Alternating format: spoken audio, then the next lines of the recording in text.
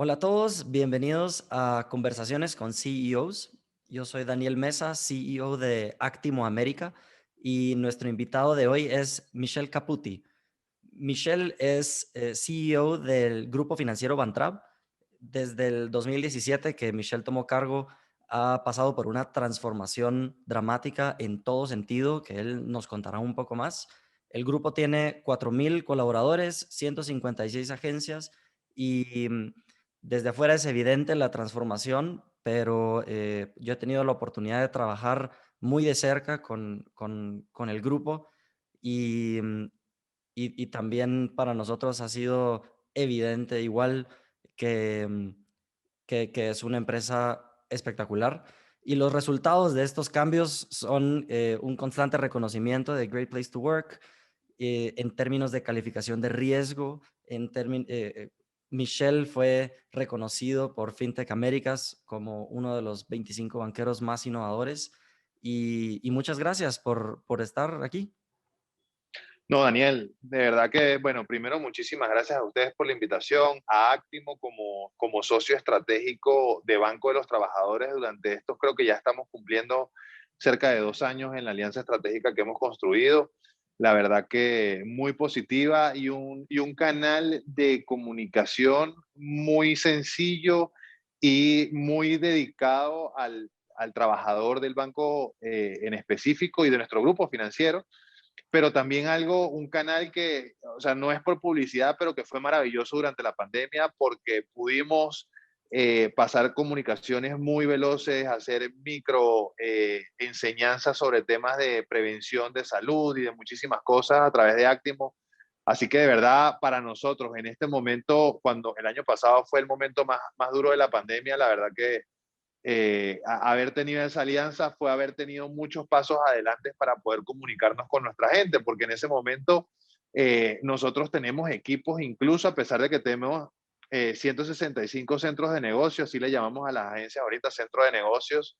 Ujú. eh, Hay mucha gente que no tiene correos electrónicos porque son ABF, asesores de bienestar financiero, y realmente su comunicación o hacerles llegar información relevante a la organización lo estamos haciendo a través de Actimo. Entonces eso nos ha permitido tener una comunicación muy precisa con más de 4.500 personas. Entonces de verdad que para nosotros ha sido una herramienta maravillosa y que nos ha ayudado a generar una capa adicional, como bien dijiste tú, de ser un great place to work. De hecho, este año logramos mejorar nuestros indicadores como Trust Index, que es uno de los más complejos, y mucho viene de la mano de esta comunicación que hemos podido crear con las personas, porque incluso en esta aplicación de Actimo se puede generar cierta interacción donde le doy like al contenido, lo comento, las otras personas me comentan, me dan like, entonces generan como un cierto ecosistema en el cual pues se hace como todo este volumen de comunicación que hay. Incluso nosotros lo tenemos conectado con nuestra universidad corporativa y con nuestra red social de Yammer interna. Entonces, la verdad que de nuevo se vuelve es parte de un ecosistema muy amplio y muy alentador para las personas porque tienen a bien saber, además que te da el porcentaje de cuánto has logrado conocer de la organización o de lo que está en las noticias o en el momento. Entonces eso también te da como ese pique de saber, bueno, ya lo sé todo, todavía me falta, ¿no? Sí, Entonces, de verdad que maravilloso y agradecido contigo, Daniel, eh, se me fue el nombre, Actimo. de Simon, Simon, sí. también agradecido con Simon en su momento que trajo la propuesta, y la verdad que en ese momento era como simplemente algo medio soñador, y nosotros dijimos, ¿sabes qué? Nos gusta este riesgo, creo que es lo que debemos tener una empresa como nosotros que se quiere modernizar, y la verdad que con Simon hicimos muy buena sinergia. Y por el otro lado, pues muy contento de las inversiones que han recibido de aceleradoras para que Actimo pues hoy día siga creciendo como ha crecido como empresa. Así que de nuevo felicidades de nuestra parte, de parte del grupo financiero y de parte de todos los trabajadores, el agradecimiento de que son fundamentales para nuestra comunicación, ¿no? Muchísimas gracias, Michelle. De verdad, aprecio mucho tus comentarios. Para nosotros igual ha sido un gran gusto trabajar con ustedes y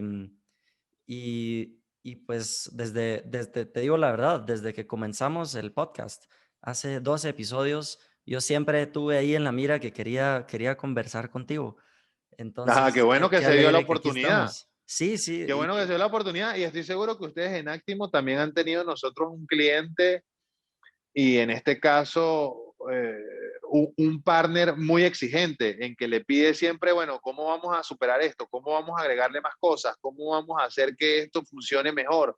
¿Cómo podemos conectar más con la gente? Entonces creo que ha sido, no creo, estoy seguro que ha sido como ese proceso de crecimiento en conjunto donde va sumando muchas capas de valor entre cada uno y al final pues tienes un producto que va evolucionando de forma continua y que es un ganar-ganar, porque nosotros tenemos una mejor comunicación y una mejor relación con nuestros trabajadores y ustedes, por el otro lado, tienen una herramienta pues que tiene cada vez mucha más potencia. Estoy seguro que muchos otros partners suman, pero que nosotros somos uno de los más exigentes, no me queda duda alguna. seguro. No, sí, es cierto y creo que ha sido justo como tú lo dijiste. Y me gustaría que comenzáramos con que tú nos cuentes brevemente cuál es tu historia, ¿verdad? Ah, Porque yo, tal vez antes de tomar este claro. reto enorme de Van Trapp, porque, y luego vamos a platicar un poquito del reto y tal vez después hablamos sobre Ujú. el futuro, ¿verdad? ¿Cómo lo ves? ¿Cuáles son los proyectos a los que les están apostando? Pero empecemos con Vale. el principio. A ver, el principio es, la historia es que siempre quise ser banquero, o sea, soy banquero por decisión, no por opción. Ujú. De hecho, yo estudié una carrera que está muy vinculada al sistema financiero en general. Yo soy actuario de profesión, o sea, como profesión base, pero las empresas de seguro nunca fueron como mi pasión, pero realmente quise ser actuario para poder trabajar en bancos, pero en un corte más especializado y la carrera que estudié me dio la oportunidad pues de desarrollarme en la rama de riesgos, porque los actuarios lo que hacen es medir la probabilidad de ocurrencia de un suceso en función del impacto financiero que el mismo pueda tener. Entonces, básicamente lo que yo en el campo que me desarrollé y en Venezuela te puedo decir que soy uno de los pocos actuarios que terminaron trabajando en bancos y que lograron trascender de forma muy importante y la verdad que es una historia que inició en bancos nacionales, luego pasé por bancos binacionales entre Colombia y Venezuela, luego de ahí me gustó mucho la banca internacional y quise aprender a ser un banquero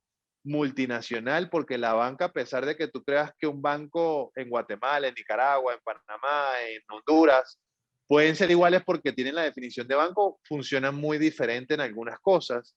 Las idiosincrasias de los clientes son distintas, el liderazgo tiene que cambiar, o sea, hay muchísimas cosas y variables que hay que utilizar y ahí fue cuando me enamoré de la banca multinacional y empecé a trabajar en Citibank, que a pesar de que cuando empecé a trabajar en Citi ya tenía una experiencia bastante grande, más de 9 años en la banca, pues te puedo decir que en Citi es en el sitio donde fui formado como banquero internacional y sobre todo en los valores del banquero que busca trascender dentro de la sociedad y como ser humano y además de ayudar a sus pares con buenas prácticas. De verdad que fue una organización que me dejó mucho a nivel profesional, también a nivel personal me dio la oportunidad pues de vivir en 4 países diferentes, tener distintas posiciones y sobre todo liderar equipos de personas de muy alto calibre y sobre todo de alto desempeño. También conseguir mentores que me ayudaron y me hicieron crecer también como profesional y en lo personalmente, que les agradezco muchísimo y todavía hablo con ellos y soy muy agradecido en eso. Entonces, de verdad que Citi para mí, y mi carrera anterior también, pero Citi fue como ese, ese cambio que le dio y aceleró mi carrera a nivel profesional. De hecho, de mi última posición de Citi es de donde ya termino en El Salvador y de ahí empiezo a tener como ese deseo de volver a Guatemala y es donde aparece la oportunidad del Banco de los Trabajadores. Sí, ok. Y sé, porque vi por ahí un TEDx Ujú, que tú hiciste, sé que al principio tenías tus dudas, ¿verdad? sí. Pero al final algo, tu instinto, como tú lo dijiste, te dijo que sí. ¿Qué te Ujú. hizo pensar que era posible? Estaba aterrado. O sea, cuando a mí me pusieron la posición enfrente y me develan la organización que era y además el reto que tenía enfrente, cuando era un banco que en aquel momento llegaba a valer cerca de 2.5 billones de dólares. O sea, yo estaba aterrado, de verdad. No, no te imaginas el miedo que sentía por dentro de asumir ese reto, pero en ese momento se lo comenté a mi esposa y le dije, mira, la verdad que a mí me encantaría, pero tengo mucho miedo. Y me dice, obviamente vas a tener miedo porque nunca te has enfrentado a eso, pero ¿sientes que estás preparado? Y le dije, no, no siento que esté preparado, pero siento que toda mi vida he trabajado para llegar a este punto y quiero darme la oportunidad de triunfar, además que yo lo voy a lograr. Entonces me dijo, bueno, si ya está eso hecho, pues entonces da el paso adelante. Evidentemente siempre como que ese rol en equipo a mí me ha fortalecido mucho como ser humano y como profesional, el tener una persona, en este caso mi esposa, pues que me apoya mucho en ese sentido y ahí fue donde fue ese momento de decir, lo puedo hacer. Ya después, un poco más en frío, te puedo decir que cuando entendí los problemas de la organización y viendo mi background en riesgo y en gobierno corporativo, auditoría, fortalecimientos de temas de control, fue donde dije, bueno, creo que las cosas también se le ponen a uno enfrente por algo, porque ese era el reto como primario que tenía la organización, porque esta organización, el Banco de los Trabajadores, a pesar de las situaciones que vivió en el pasado, tenía una fortaleza económica y una solvencia financiera bastante notable. Lo que le hacía mucha falta era certeza desde el punto de vista de cómo operaba. Ujú. Certeza a lo interno y certeza a lo externo, de que las personas externas entendieran que el banco pues tenía prácticas alineadas a las mejores prácticas nacionales e internacionales, la confianza, la credibilidad, la ética, la transparencia y la equidad. Entonces, ahí fue donde me di cuenta, ya pensándolo un poco más en frío, de que tenía las herramientas suficientes pues de echar a andar y de sacar adelante el reto que se me había puesto enfrente, ¿no? Ujú. Sí, y también en ese mismo discurso tú dijiste que de lo primero que tú hiciste fue, em, yo lo interpreto como escuchar, ¿verdad? Le preguntaste a todos Sí. los stakeholders qué estaba pasando, ¿verdad? ¿Qué les gustaba, qué no les gustaba? Ya asumido el reto y haber pasado ese estrago de miedo de ese momento, es donde tú dices, bueno, ¿y ahora por dónde empezamos? En una organización que en ese momento eran 3.500 personas, X cantidad de agencias, de edificios, problemas, situaciones. Bueno, entonces aquí lo primero que hay que generar es ese proceso de escucha, saber cuáles son las necesidades que tienen los stakeholders, como bien dices tú, accionistas, personas interesadas, trabajadores, eh, personas que influencian dentro de la sociedad también y que son tomadores de decisión. Y en base a eso que uno escucha, tener un poco el diagnóstico interno y hacer como Ujú, una unificación entre ambos y derivado de eso, hacer un plan de acción. Y la verdad que ahí la receta que yo tuve es tener un plan de acción de 100 días. ujú, En los primeros 30 días, mi objetivo era hacer todas estas escuchas, tanto el interno y externo, y lo periférico. Los siguientes 30 días era hacer esa unificación entre lo interno, lo externo y lo periférico. eh, y ya los siguientes, en algunos días siguientes, ya tener un plan elaborado de cuál era la hoja de ruta preliminar o a grandes rasgos y generar cuáles eran como las batallas de ganancia rápida y cuáles eran las que había que pelear un poco más a largo plazo. Y sobre eso, pues, te puedo decir que eran decisiones complejas que implicaron, pues, el tener que reestructurar áreas completas, que eran cosas que uno no podía permitir que se mantuvieran bajo el esquema que estaban, como otras situaciones que llevan aún de más largo plazo, que aún algunas se están atendiendo, pero te puedo decir que una que tuvo mediano plazo fue y que tenía batallas de corto plazo era el gobierno corporativo. Habían temas que se podían accionar de forma muy rápida pero había que empezarlo a construir y es acá donde yo lo caso mucho con este tema de las metodologías ágiles. ujú, Las metodologías ágiles básicamente son agregar valor en cada uno de los sprints que tú realizas al momento de ejecutar la metodología. Y yo, la verdad que en ese momento, pues no tenía tal vez el expertise que tengo hoy día en ese tema de metodologías ágiles, eso fue básicamente lo que apliqué. O sea, cómo cada semana yo podía impactar y generar un cambio organizacional que fuera visible tanto al interno como a lo externo. Evidentemente, una de las decisiones que tomé yo fue sumar a un partner que conocía el tema de neurociencia y su eslogan es The Business of Happiness. Entonces, es cómo hacer que la gente sea feliz, porque la gente feliz es más productiva.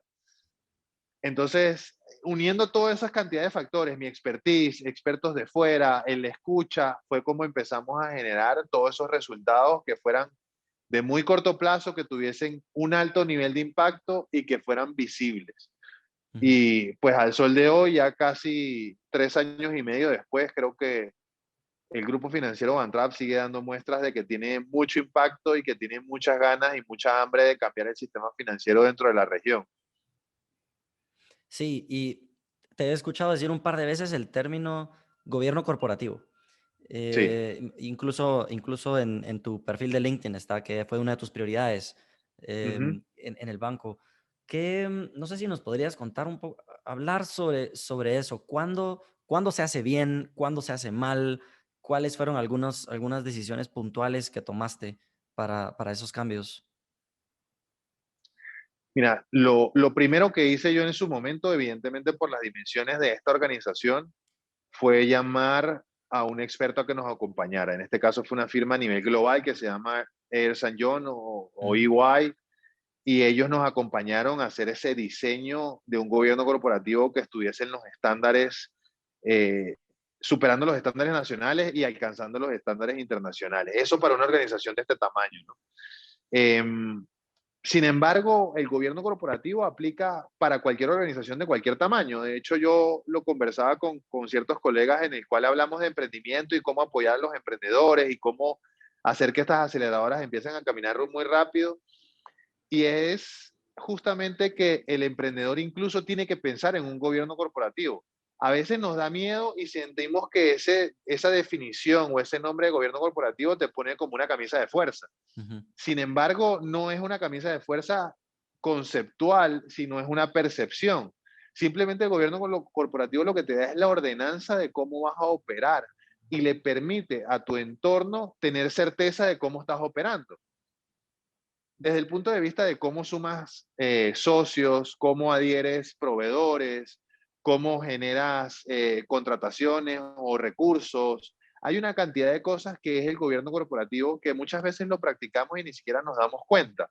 Incluso te puedo decir que el gobierno corporativo es tan amplio en su concepto que aplica hasta para los entornos familiares, porque la familia pues tiene ya un gobierno donde dice, en el caso de una familia tradicional, que es está el papá, la mamá, los hijos, y cada quien tiene un rol y cada quien tiene unas decisiones y tiene unas responsabilidades e incluso existen unas reglas para relacionarse con lo externo. Entonces, el gobierno corporativo en su definición amplia es esto, y yo sí invito a todas las personas, tanto los emprendedores que apenas tienen la idea y la están diseñando, como a las personas que lideran o que participan dentro de grandes empresas, que se pregunten si el gobierno corporativo está sirviendo para los objetivos de la organización, porque la organización no tiene que servir para el gobierno corporativo, es viceversa, tiene que servir para los fines de la organización, pero si los fines de la organización o los objetivos de la organización no están planteados de forma adecuada, pues el gobierno corporativo va a ser un desastre. Entonces acá es donde tiene que haber esa sinergia. Y cuando te hablo de sinergia, me voy al sentido ya más, un poco más humano y cómo lo trabajamos nosotros desde el punto de vista de neurociencia, es la coherencia entre lo que pienso, lo que hago y lo que digo. Tiene que existir congruencia. Es un dicho que los americanos hablan de walk the talk. Sí. Entonces es ahí donde el gobierno corporativo tiene sentido y hace las veces de su realidad y se muestra hacia el entorno.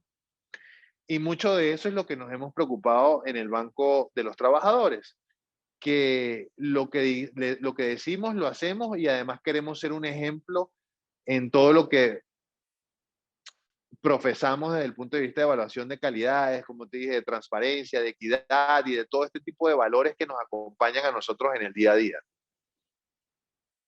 Sí, excelente. me gusta mucho el punto de vista. Y antes de que pasemos a hablar un poquito más de ti a nivel personal, Ujú, no sé si hay algo que quisieras compartirnos sobre lo que en retrospectiva hiciste muy bien, porque o sea, este fue un reto único, ¿verdad? No habías hecho algo similar en el pasado. Estoy seguro que hubieron muchas cosas que trataste de hacer, algunas salieron y algunas no. ujú. Viendo hacia atrás, ¿qué crees que hiciste bien? El equipo que se armó. El equipo fue la clave. Ahorita tú estás hablando conmigo, Daniel, pero en realidad este resultado que se ve hoy en reflejo en la sociedad de Guatemala y en Centroamérica, del Banco de los Trabajadores como casi un caso de estudio de cómo se transformó una organización de casi 55 años, porque este año cumplimos 55 años, es por el equipo. Esa fue la mejor decisión que pudimos haber tomado en la organización. Eh, yo junto con la junta directiva que me acompaña, la verdad que dimos en el clavo en el 90% del talento que se trajo a la organización. Obviamente tuvimos talento que se trajo y no resultó, no cuajó y tuviste que dejar ir, pero eh, el compromiso, la dedicación, la pasión y todo lo que recibimos de los equipos que tenemos en el banco, tanto los que llevaban algún tiempo como las personas nuevas, hicieron una combinación súper potente que es lo que le da al banco la fuerza que tiene hoy. Sí, y sabes que yo puedo dar fe en eso, porque a mí me ha tocado trabajar con miembros de tu equipo en donde tú no estás en la foto, Ujú. ¿verdad? O sea, que eso realmente refleja la cultura, ¿verdad? ¿Qué hace la organización cuando nadie está viendo? Y sí doy fe que la cultura es increíble, siempre, siempre empujando, siempre exigiéndonos, como lo decías al principio. Y, y si me preguntaras algo clave de decir, mira, ¿cómo haces que una persona que tiene, no sé, más de 10 años en una organización y ha visto muchas cosas, pueda compaginar con una persona que está llegando apenas de otra organización, con otro pensamiento, con otra visión? ¿Cómo logramos hacer esa conexión? Básicamente respetándonos y respetando también lo que agregaba la persona que tenía mucho tiempo en la organización. Porque el Banco de los Trabajadores, y tú te podrás haber dado cuenta, tiene un sentido humano y una capacidad de sentir en el hogar a las personas que atiende, ya sea desde los clientes hasta los partners estratégicos como ustedes, Ujú. que es increíble y es incomparable. Y tiene además una pasión por servir que es impresionante. Entonces lo que nosotros hicimos fue rescatar esos grandes valores que son muy profundos y además muy extraños en el mundo que vivimos hoy y unirlos con esos valores como la ética, la equidad y ese profesionalismo que estábamos sumando y esa visión estratégica que estábamos sumando en la organización.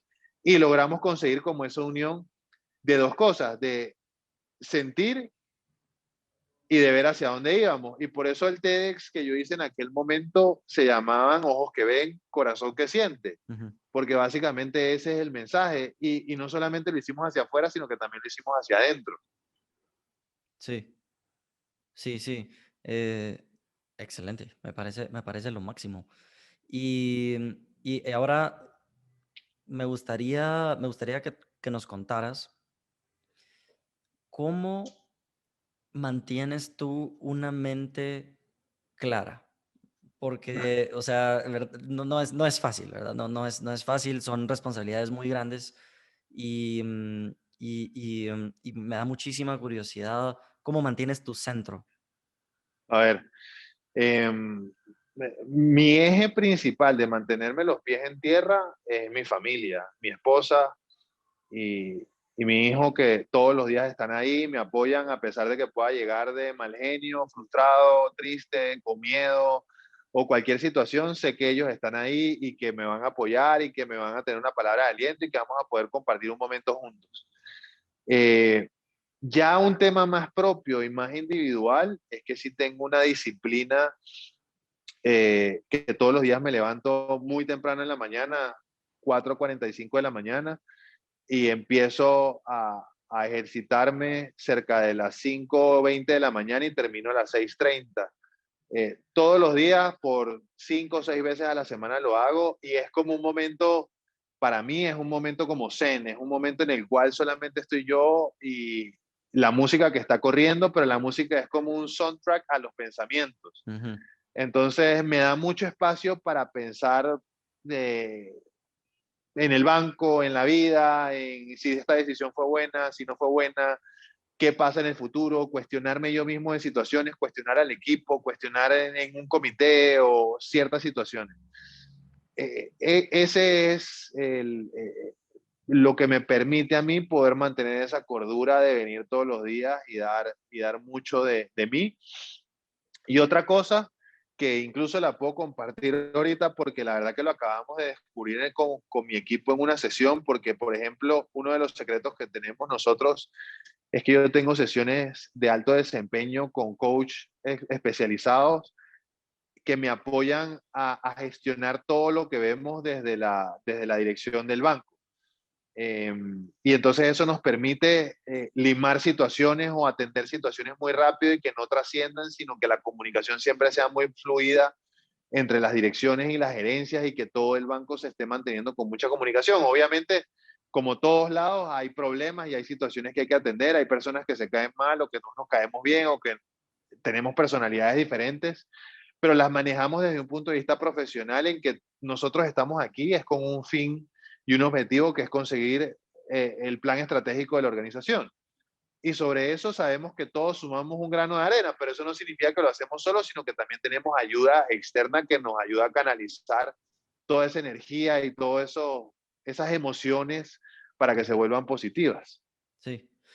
Y justo un poco sobre la línea de esto, ¿cómo, qué te ayuda a decidir qué es importante, a qué ponerle atención, un poco tus prioridades?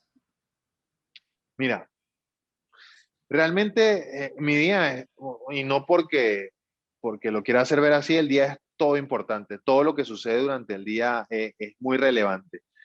Pero como te decía antes, en estos días en una sesión que tuvimos de coaching con el equipo de directores, me di cuenta que mi día funciona en una combinación donde son 12 horas de trabajo, básicamente, en la cual en una hora me dedico al pasado, a solucionar temas que, del pasado, de la organización o temas que ya sucedieron. Ujú. 2 horas del día, temas que son del pasado, pero que me están afectando el presente. 4 horas me dedico al presente de la organización, por ejemplo, cuánto estamos colocando en crédito, cuánto hicimos en depósito, cuál es la tasa que tenemos, qué está pasando con las fuerzas comerciales, cómo abrimos el centro de negocios, qué está pasando con el día a día de la organización y con la semana o algo muy puntual de lo que está sucediendo en el día. Luego quedan 2 horas en donde veo cosas que son más de un futuro inmediato. Por ejemplo, cómo vemos el outlook del trimestre, qué está pasando con la Ujú. proyección, cómo vamos con el resultado del año, hacia dónde estamos caminando en los equipos, los planes, los proyectos, pero el proyecto que está sucediendo hoy día. De repente un proyecto puntual de una migración de algo, una transformación de algo, ¿cómo está sucediendo eso hoy? Y finalmente me quedan 3 horas en la cual me dedico al futuro. Los proyectos que tenemos hacia los próximos 4 años siguen siendo válidos. ¿Qué está pasando, por ejemplo, con el tema de la organización en función del COVID y el distanciamiento social? ¿Vamos a mantener el tema de que las personas trabajen a distancia o no? Ese ya es el futuro. Ya es pensar, bueno, ¿qué va a pasar mañana? ¿Cómo nos vamos a ver de aquí al 2022? ¿Cómo nos estamos proyectando en este sentido o este proyecto tecnológico? Entonces, eso que te acabo de resumir son las 12 horas de mi día, 5 días a la semana y en algunas veces pues hay que hacer el sacrificio de estar atento el fin de semana. Por ejemplo, el año pasado con todo esto del COVID tuvimos que estar casi 16, 18 horas al día atentos ante las situaciones porque se iban desenvolviendo muy rápido y había que tomar decisiones. Sí. Mira, interesantísima esa división de tu día. Nunca lo había escuchado, para serte sincero. Yo tampoco, y te lo digo, lo descubrimos entre mi equipo directo son cerca de 12 personas y los dos facilitadores que nos acompañan en esas sesiones de coaching que hacemos bimensualmente.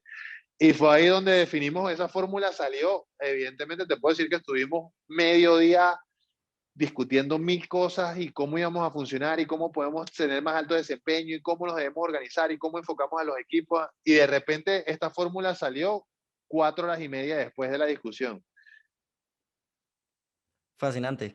Voy a intentarlo, por lo menos para hacer el ejercicio, un fin de semana, a ver cómo me queda O sea, para Actimo. prueba, agarra un día tuyo y trata de trabajar una semana en esa fórmula y me contarás a ver si te Va, funciona. A mí me funciona, mi equipo lo está aplicando. Obviamente, esta fórmula no es para todos los equipos, porque, por ejemplo, si tienes un equipo, te voy a poner un equipo de operaciones, el director de operaciones tiene que funcionar en esta fórmula, pero sus gerentes o coordinadores, depende de si sean los niveles, tienen que tener una fórmula diferente, porque tienes coordinadores que tienen que vivir más horas en el presente, tienes personas que tienen que vivir más en el pasado, tienes personas que tienen que vivir más en el futuro. Por ejemplo, si te lo divido en sí, áreas del banco, el director de auditoría vive más en el pasado. claro, sí. Sí, el director de El de innovación probablemente más hacia el eh, futuro. más en el futuro, pero también tiene que estar en el presente porque tiene que atender al cliente. El cliente tiene dolores hoy y Ujú, él tiene que innovar mañana para cerrar eso hoy que hay también, ¿no? Entonces ahí hay un híbrido, claro, su 70% está en el futuro y su 30% está en el pasado. Pero, por ejemplo, si agarras a una persona, como decirte, el de riesgo, la gente pensaría, la gente que tiene un pensamiento tradicional te diría, va a vivir en el pasado, ujú, pero no, el de riesgo tiene que vivir en el presente y en el futuro. ¿Por qué? sí, Porque el de riesgo tiene que predecir temas como eh, qué pasa si vuelve a suceder la pandemia y nos vuelven a encerrar. Él tiene que ver el futuro, pero tiene que gestionar la situación que sucede ahorita de los altos niveles de liquidez que hay dentro del sistema financiero global y cómo los vamos a manejar. Entonces tienes roles que tienen una combinación un poco diferente. Ojo, voy de nuevo. Los directores senior de una organización para mí sí tienen que estar constantemente entre pasado, presente y futuro. Pero los roles que van disminuyendo, que van entrando en temas más operativos y más del día a día, tendrán que irlos normalizando en función de sus labores, ¿no? claro. No, y solo hacer el ejercicio de observar a la organización y pensar, ¿será que ellos deberían de estar pasando más tiempo pensando en el futuro, en el presente o en el pasado? Algo tan simple.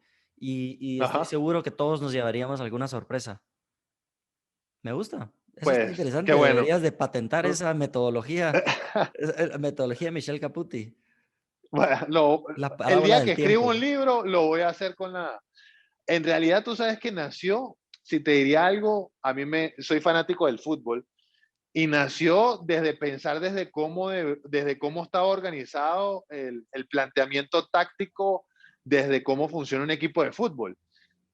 Entonces, Ujú, de ahí nació, ese es el génesis de por qué hay un 1-2-4-2-3. ujú. Pero sí, te genera una parábola del tiempo de que tu día, todo el día pasas pasando de tiempo, no vas pasando de tareas, sino vas pasando de tiempo en la organización. Ujú. Me parece, si escribes tu libro, ahí me das el espacio del preámbulo y voy a Claro, poner algo así, algo bueno, un buen preámbulo. contemos con eso, Daniel. Tenemos poco tiempo, entonces tal vez quisiera que termináramos con una pregunta corta y es, ¿se te viene a la mente algún libro importante para ti que crees que todos deberían de leer? Puede ser de negocios o puede ser a nivel personal o simplemente un libro que tú has regalado muy seguido. Mira, no soy un devorador de libros, tengo que confesarlo, eh, pero leo de uno de los libros que me gustó muchísimo, y no porque esté de moda, pero me gustó, o sea, todo el trayecto de su historia que hizo es el de Elon Musk, me gustó mucho. Em, a nivel financiero, para conocer a Guatemala financieramente, el libro de Diego Pulido, la verdad que primero lo admiro como banquero y la verdad que es un libro fantástico porque te da como esa historia de cómo el sistema financiero de Guatemala pues evoluciona y cómo muchos actores catalizaron esa evolución del sistema financiero. Y finalmente, me gustaría recomendarte algo más update, que sería como en Netflix. Ujú, ujú. La verdad que hay series que son magníficas en todo sentido. Tienes, por ejemplo, yo soy muy dado con los deportes, entonces la serie de Michael Jordan te hace ver cómo funcionan los liderazgos. Creo que un liderazgo de ese calibre es aplicable para cualquier tipo de empresa. Esa serie la considero genial. Hay una serie que se trata, lo que pasa es que no recuerdo el nombre, pero es como, se llama como Bad Boys o algo así, y son como, no, no son buenos ejemplos de personas que fueron exitosas en los negocios, son malos ejemplos, pero creo que te dicen mucho de cómo uno en una posición de poder o en una posición de ventaja puede perder las perspectivas muy rápido, porque yo creo que no solamente hay que aprender de las buenas experiencias, sino tienes que saber también a qué riesgos te expones al estar en posiciones de alto nivel de responsabilidad, que a su vez te acompaña con mucho poder y con mucha capacidad de decisión.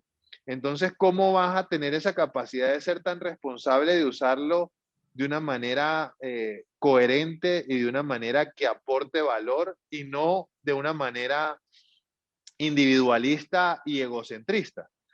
Entonces, yo sí creo mucho que también hay que ver esas experiencias negativas y entender por dónde se fragmentaron.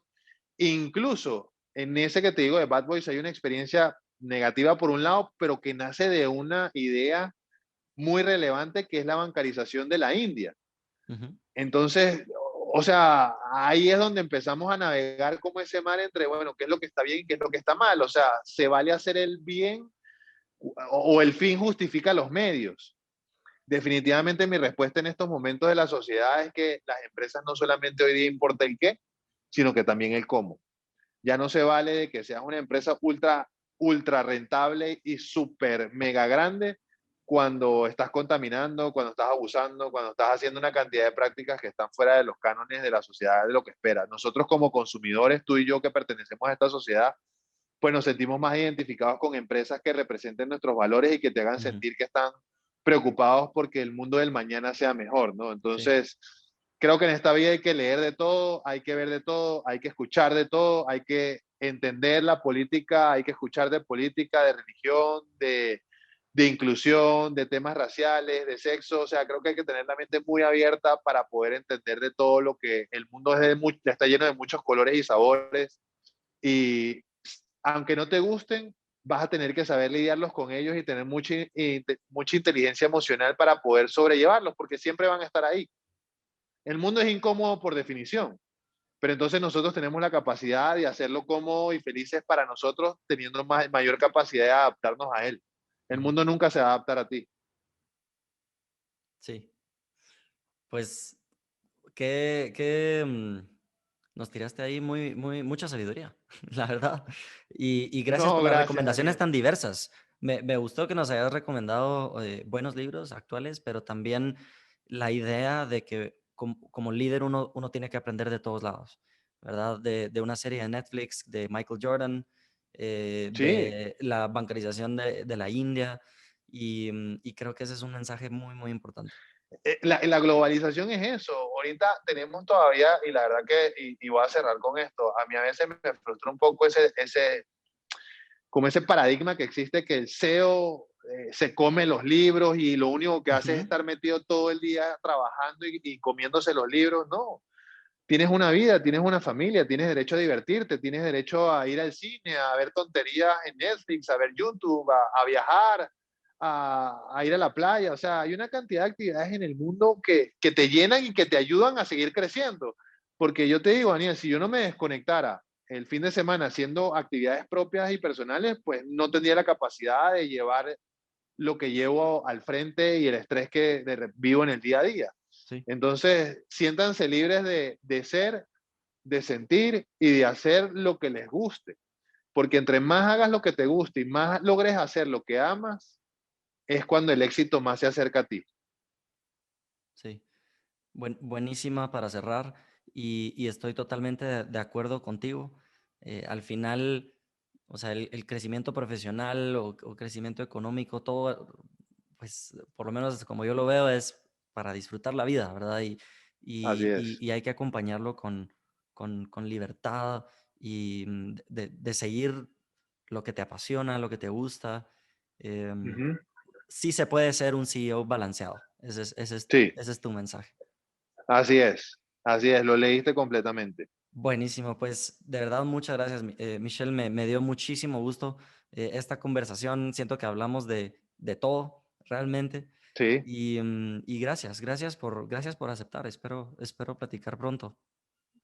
vale, Daniel, ya sabes que aquí las puertas del Van Trap están abiertas para ti, son parte de la familia y la verdad que será un gusto. Ojalá que antes de que tú vengas a Guatemala nosotros podamos darnos un paseo por Ciudad de México y de repente echarnos una buena cena por ahí en esos restaurantes que son tan ricos. Y porque la verdad que a mí me encanta Ciudad de México para ir a comer, o sea, me fascina. México en general me encanta, pero para ir a comer en especial es espectacular. Así que espero Seguro, verte pronto. seguro. Me avisas. Un abrazo. Vale, chao, chao, que Chao. estén bien.